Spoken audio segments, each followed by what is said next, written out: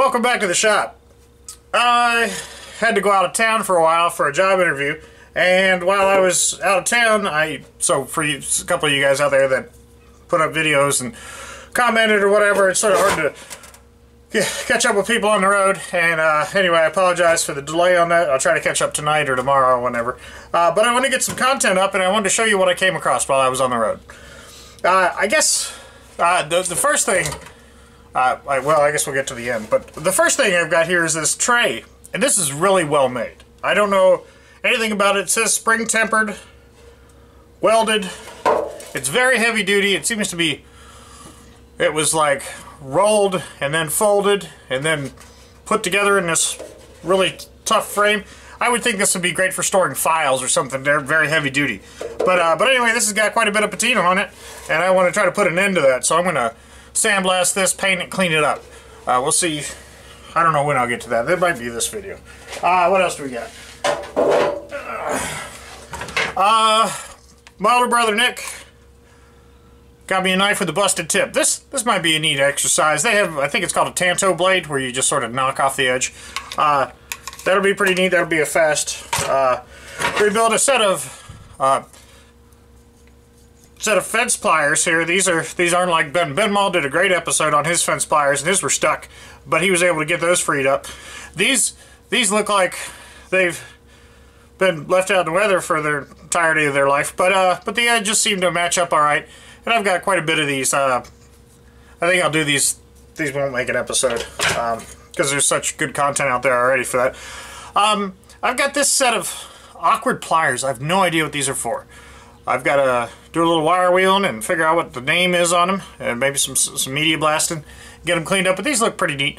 They have a square opening here. I think that might be for some sort of valve, maybe a multi-key for a... we don't do a lot of natural gas here in South Florida, so I don't know much about gas stuff. This is a reed vise that I found. This is going to be a real treat to work with. It does not have removable jaws. Removable jaws are usually an indicator of a quality vise, and as far as I can tell, these aren't removable. But anyway, I know Reed makes good stuff, and you can tell just by the heft on this thing that this is going to be a really nice vise. So anyway, I was happy to find that. Got an old automobile jack. I had done a lot of these when I first started restoring tools, and I didn't get any footage. I didn't take any pictures. I didn't do anything like that. So anyway, this will be a neat one to do on camera, and I'll have to figure out exactly what kind of handle these had with them. I don't know if they would have been the automobile pry tool doesn't seem to fit in there, but at some point this probably came with something that fits. So I'll have to do a little research and figure out what kind of automotive tool that came with. And these are just, in some cases, I think the design is very superior, is very trustworthy. In this case, it's a worm drive, so that it's very unlikely that these are going to start to back drive and fall down or anything like that. In my experience, because this worm drive is incapable of driving this mechanism backwards. So this is an inherently safe design. I like this. I have some other vices, or some other some other bottle jacks, automotive jacks, that don't share this kind of logic. Then they would be something that I would never trust.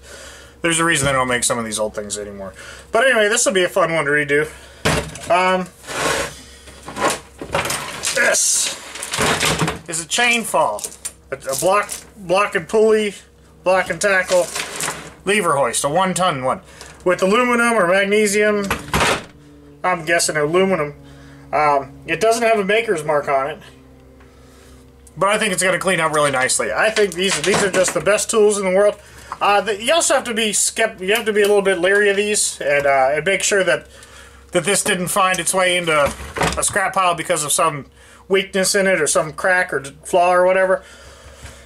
But for tightening fences and things like that where there's not a life safety issue, you typically don't want to lift people with these kind of things, or you don't want to be underneath any sort of load. So anyway, when you're restoring stuff like this, you always got to keep an eye out for any sort of deficiencies, because people don't typically like to let this stuff go.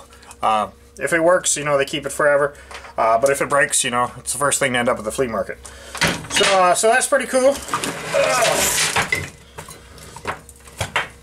This doesn't look like much, but this is a leather belt. This is a relatively wide one. We got a 5-inch leather belt, and in a completely different, this is a 4-inch pulley, in a completely different spot, a different town actually. I found this 4-inch sheath, and this is pretty neat. I think this is going to clean up nicely. I think this is only like 5 or 6 feet, but the leather can be worth a lot of money to the right people. I'm not in it for the money. I don't have any of these, any machines that, well, I shouldn't say that. I've got a hit and miss engine that would run out a belt just like this, but I would need a lot more belt. And I think that these old leather belts, it might be cost prohibitive. You might want to go with a more modern day belt. But anyway, this is very cool. I'm gonna have to do a little research on how to store this, maybe sell it. I don't know, because I'm not going to have any use for it, and there's no point in me just holding on to stuff. I just can't because I don't have the room.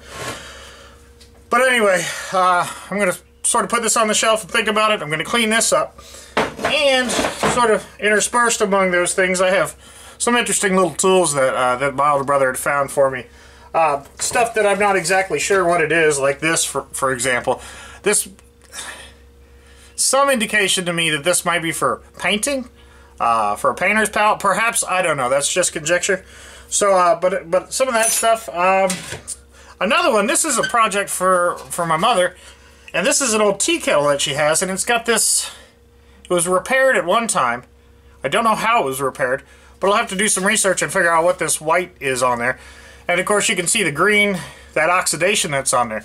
I don't know the best way to restore this. I'm going to have to do some research and figure out what to do with it, because in some cases the actual copper will create that oxide. That green is a protective coating for this. So in that particular case, as far as I know, patina is actually a good thing, because you know it's the copper's means of protecting itself. It's what makes it such a long-lived metal. I think it's the only metal that you can find in nature just raw. Everything else, aluminum, you'll never find aluminum out in nature, even though it's, you know, 20% of the whole earth.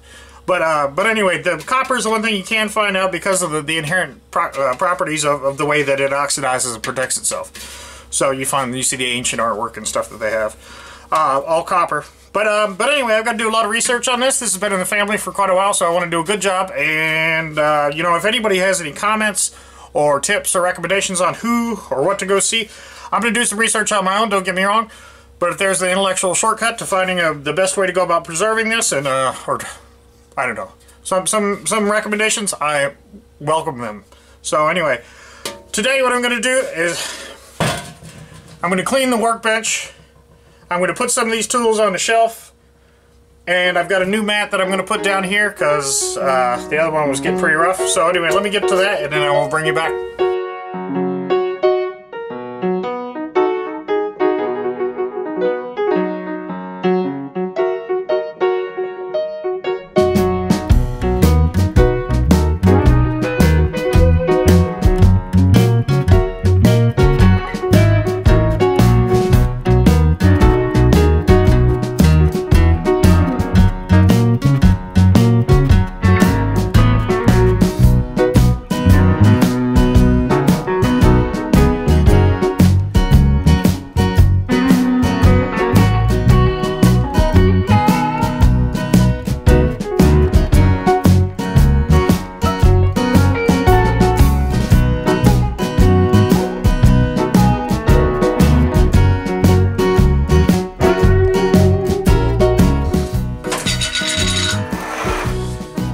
This goes against my better judgment, but what the hell.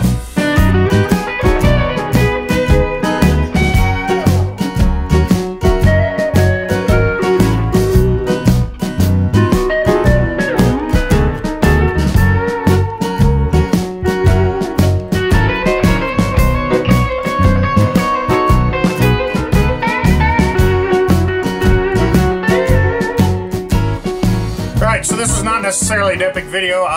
Because I painted the workbench, that sort of puts everything on hold except for painting. I'm going to put some pictures in now of the divider that I was working on.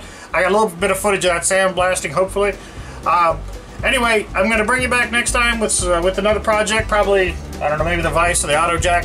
And but in the meantime, my purpose for posting this video was sort of to show you some of the things that I found this weekend, or this week while I was on sort of vacation / job interview, and then to get some feedback on that copper pot. So anyway, please, if you know anything about the copper pot or have any links or anything like that, I'd be interested to hear what you have to say about it. And anyway, when this dries, I will bring you back and we'll get to work on some of the stuff I found. Thanks. Have a good day.